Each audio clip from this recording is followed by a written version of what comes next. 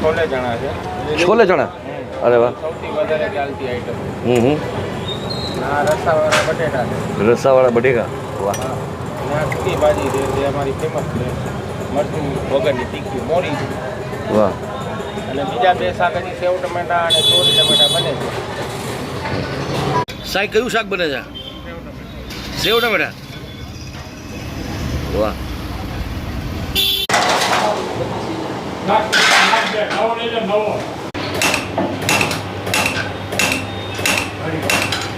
વાહ.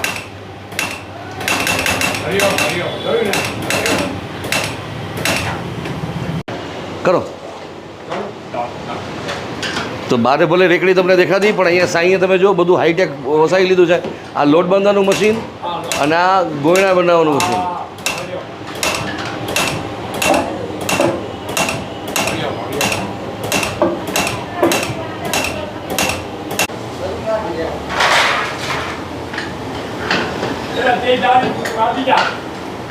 આખી દાળ અહીંયા હોય અને આ ચણાની હોય કે બી મિક્સ છે? ચણાની દાળ. તો હવે નવી પેઢી આવી ગઈ એમ ને? વાહ. તો આ છે જય ઝૂલેલાલ દાળ પકવાન અને પૂરી શાક. અને એની વેરાયટીઝ તમે જોશો ને એટલે આમ જોતાં જ મોઢામાં પાણી આવી જશે. એકચ્યુઅલી તમને ઓવરવ્યૂ આખી માર્કેટનો આપો એની પહેલાં કહી દઉં કે સૌથી વધારે ટેસ્ટી અહીંના છોલે. આ છોલેની સાથે જે લોકો તીખું ખાવા માગતા હોય એના માટે રસાવાળા બટેકા, અને એકદમ મોરું શાક ખાવું હોય, ખાસ કરીને બચ્ચાઓની સાથે કોઈ એવા હોય તો એના માટે આ સૂકી ભાજી, એ પણ એકદમ મોરી. આ ડિશ જે છે આખી એ ફ્રી છે, એટલે આ તમને આ ડિશમાં મેં કાઢી મૂક્યું છે. બાકી આ રીતે તમારે જેટલું જોઈટલું હોય એટલું આ એક્સ્ટ્રા કોમ્પોનન્ટ્સ લઈ લેવાના. સાથે સંભારો છે, ભરેલા મરચાં છે, તળેલા મરચાં છે, ડુંગળી છે, અને આ 10 પૂરી જે છે એ એક પ્લેટમાં આવે. આ 60 રૂપિયાની એક પ્લેટ છે, પણ એક શાક સાથે. આપણે બે શાક બાકીના તમને દેખાડવા માટે રાખ્યા છે. શાક જે છે એક આવશે, પણ 60 રૂપિયાની પ્લેટ આવશે. પૂરી શાક આનું બહુ બેસ્ટ હોય છે. હું લગભગ ઉપરી શાક ખાવાનું પસંદ કરું. માટે નાના માણસો માટે બહુ સારું છે. 70 રૂપિયામાં ટેસ્ટથી પેટ ભરી લે છે. કઈ કઈ માર્કેટમાંથી લોકો અહીંયા આવતા હોય છે? અને ઘણા દૂર દૂરથી ખાવા પણ આવે છે. આપણો રેટ થોડોક મીડિયમ છે, એટલે મીડિયમ વર્ગને પોસાય, અને પ્લસ કોઈ પૈસાને નથી જોતા એવા વ્યક્તિ પણ આવે છે. ગેટવે રાજકોટમાં આપનું સ્વાગત છે. અને આપણે છીએ ત્યાંના રાજકોટની જૂની લોટરી બજાર, કે જે હવે આમ જુઓ તો એક રીતે નારિયેલ બજાર થઈ ગઈ છે. તમે જુઓ આખી માર્કેટમાં નકરા નારિયેળ જ વેચાય છે. અને આ નારિયેલ બજારમાં બહુ જૂના છે. આ જય ઝૂલેલાલ દાળ પકવાન અને પૂરી શાક.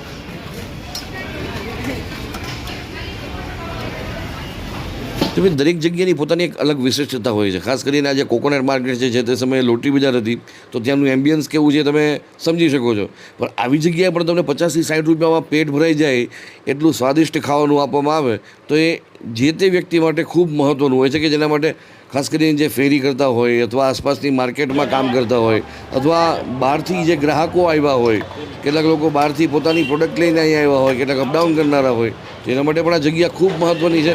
અને ખાલી એ લોકો જ નહીં, પણ જે ખરા અર્થમાં પૂરી શાકના શોખીન છે, જેને સવારના નાસ્તામાં પૂરી શાક વધારે ભાવતા હોય, એ લોકો પણ દૂર દૂરથી અહીંયા આવીને પૂરી શાક ખાતા હોય છે.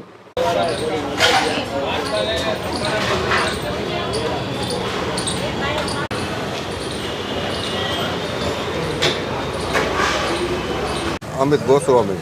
અમિતભાઈ, તમે કેટલા વર્ષથી? દાદા એમથી આવું બેસ્ટ આવે જમવાનું અહીંયા. પૂરી શાક દાળ પકવાન બહુ સરસ. રેગ્યુલર માણસો આવે ખાવા. તમે શું શું ખાવાનું પસંદ કરો અહીંયા? પૂરી શાક આનું બહુ બેસ્ટ હોય છે. હું લગભગ ઉપરી શાક ખાવાનું પસંદ કરું. શાક બધા બેસ્ટ હોય. સૂકી ભાજી છે, છોલેનું શાક છે.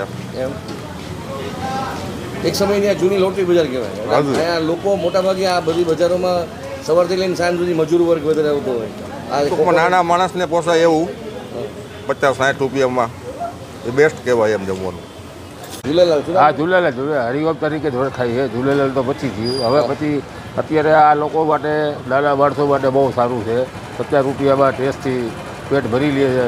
છાશ આપે, 5-10 પૂરી આપે, શાક આપે. બહુ સરસ છે. પકવાન છે. આ વર્ષો જૂનું છે. એમાં પેલા લોટરી બજાર કહેવાતી, એમાં કેસરી શોપિંગ સેન્ટર થઈ ગયું. ઠાકર હોટલ હિસાબે. તો બારે ભલે રેકડી તમને દેખાતી પણ અહીંયા સાંઈએ તમે જો બધું હાઈટેક વસાવી લીધું છે. આ લોટ બાંધવાનું મશીન અને આ ગોયણા બનાવવાનું મશીન.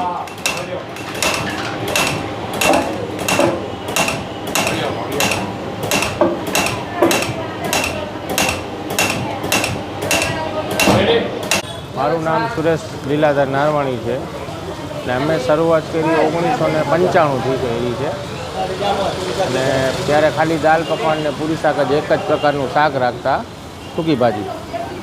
પછી ધીમે ધીમે શાક વધારતા ગયા, ત્યારે 5 પ્રકારના શાક બનાવી હતી.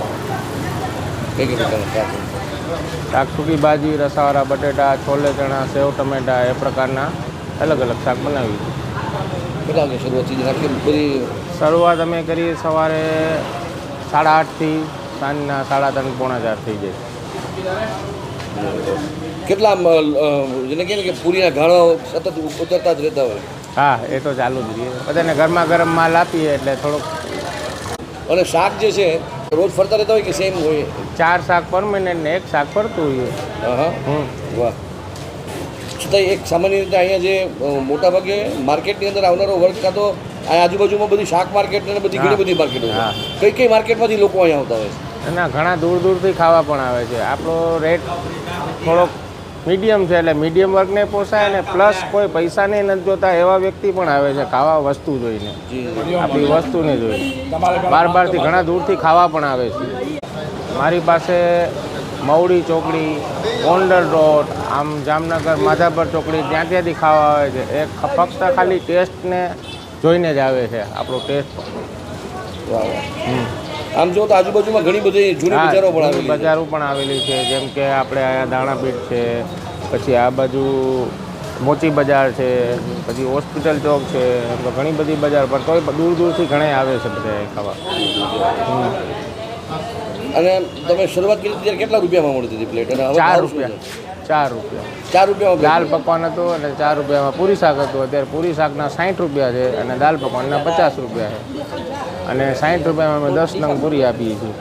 10 નંગ પૂરી આવે હા. અને એક શાક આવે? હા. વાહ વાહ. એની સાથે સાથે બીજું શું આપણે આપીએ છીએ? ડુંગળી, મરચાં અને સંભારો ગાજરનું. મોડું ક્યાં સુધીમાં આવી જવું છે?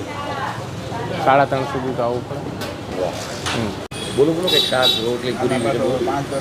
પૂરી શાક છે, દાળ પકવાન છે, છાશ છે, ભૂકો છે. અમે અત્યારે પૂરી શાક જ ખાઈએ. કેટલા રૂપિયા પેટ ભરાઈ જાય તમારું? 60 રૂપિયા. 60 રૂપિયા પેટ ભરાઈ જાય? અને તમે અહીંયા આજુબાજુમાં ક્યાંય કામ કરો છો? શું કરો છો? હા, અહીંયાથી કંઈક આવું જમવા. અચ્છા, બહારથી આવો છો? ખાલી ખાસ નાસ્તો કરો? વાહ વાહ.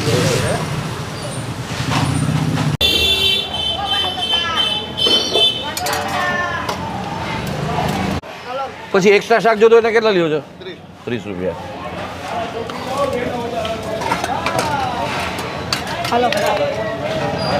ભાઈ હું બેઠો બરાબર